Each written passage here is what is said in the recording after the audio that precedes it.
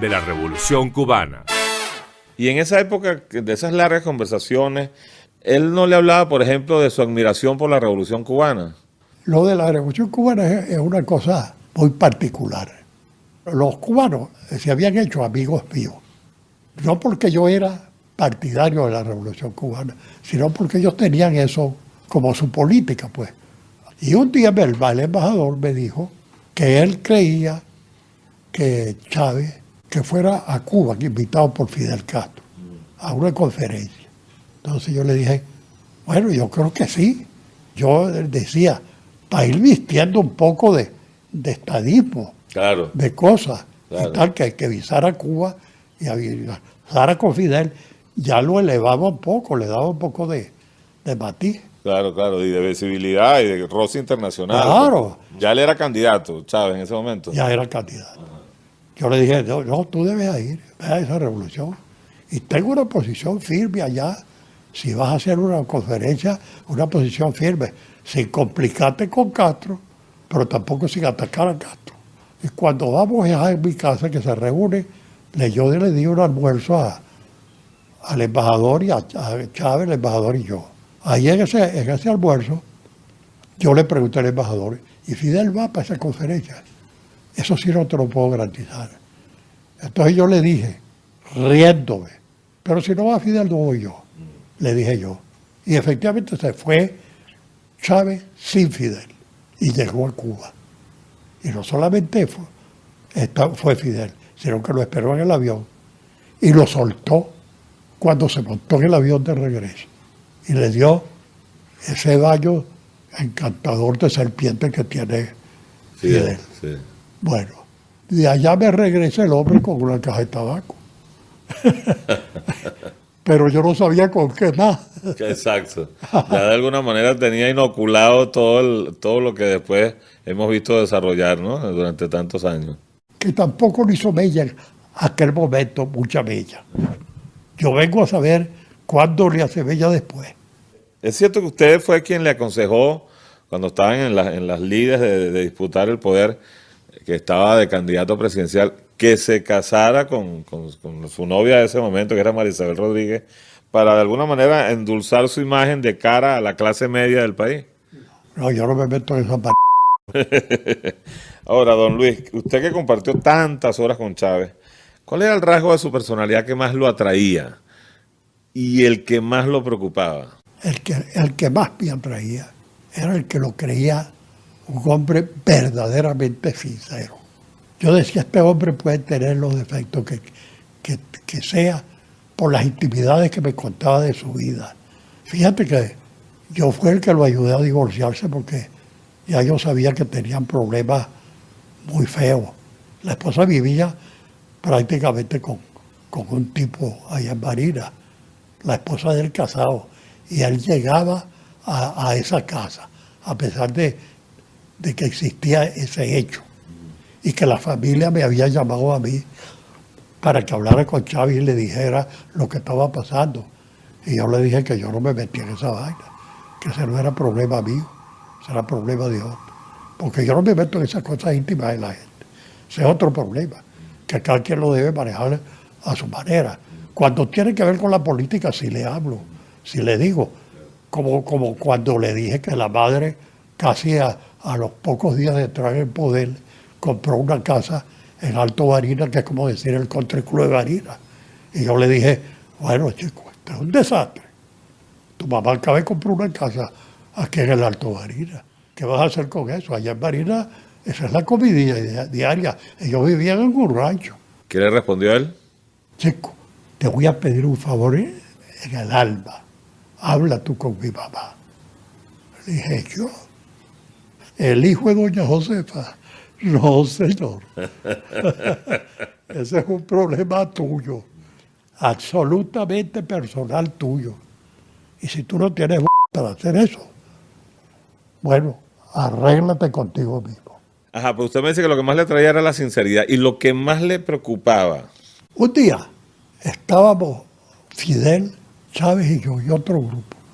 Y Fidel le dijo esto: Hugo, en esa casita donde tú naciste, van a venir a rezar dentro de 500 años la gente, porque tú habías nacido ahí. Eso me cayó a mí como un plomazo. Ya me di cuenta la maniobra de Fidel. Había descubierto el lado débil del hombre, la vanidad, porque Chávez se infló. Y entonces yo salí para uno de los que estaba conmigo y le dije, me perdona la palabra, este viejo al carajo, que sabe que está diciendo una mentira del tamaño de una catedral, le ha descubierto el lado flaco que es la vanidad de este hombre. Quién sabe hasta dónde lo va a llevar. Y ahí está el punto débil de Chávez. Chávez es un hombre que tenía un Dios dentro del cuerpo. No tenía un ego monumental. Se creía una... Conmigo lo disimulaba porque él sabe que yo le predicaba más bien la humildad, aunque hiciera un esfuerzo. Le dije, la humildad a veces no existe, pero la gente cuando tiene necesidad de hacerla, la hace, porque es conveniente.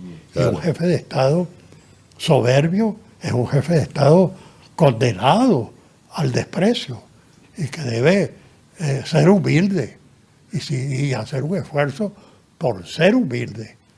Ahí está la clave de todo lo que ha pasado después y lo que pasó después. Séptimo acto. Luis Miquilena en el poder. Ahora, don Luis, hablemos de cuando usted estuvo con él en el poder. Usted fue 2 veces ministro del Interior y Justicia. Usted en ese momento asumió el poder también con una cierta beligerancia. Buena parte del país recuerda la forma en que de repente usted descalificaba a la oposición.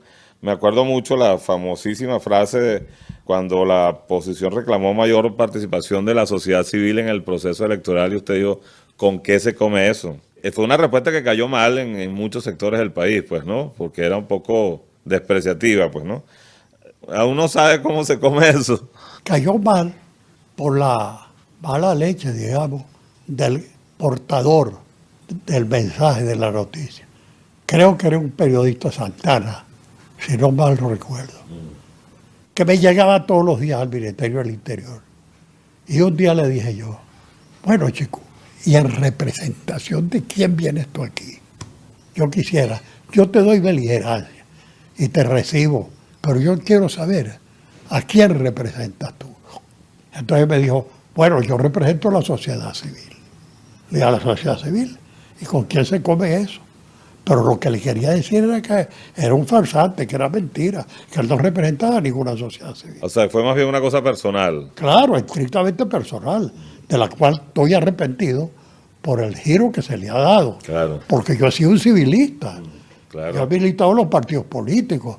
Ahora, visto desde la perspectiva de los años, ¿usted siente que alguna vez, cuando estuvo en el poder, pudo haber incurrido en excesos y descalificaciones injustas con respecto a la oposición?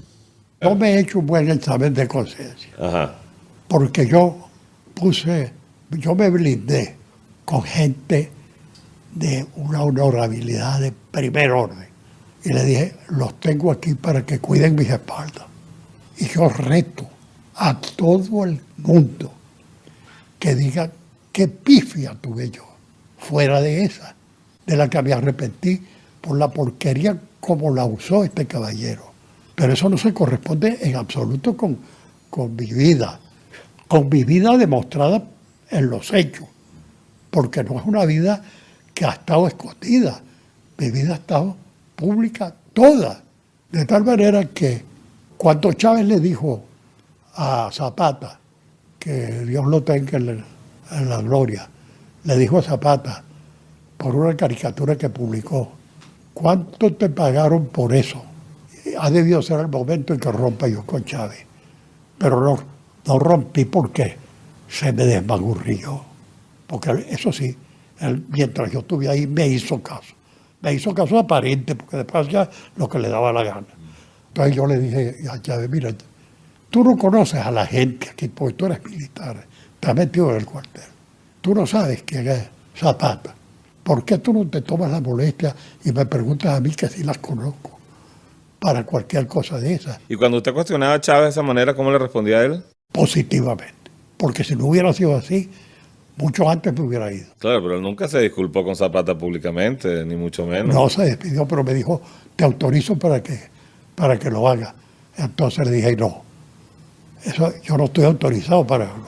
Yo se lo hice saber a Zapata y le dije que yo no acepté que me pusiera de emisario de la excusa. Él no le hizo y me prometió, pero me deja el momento para no quedar tan mal, me dijo. Y no lo hacía, ni había pensado hacerlo. Claro.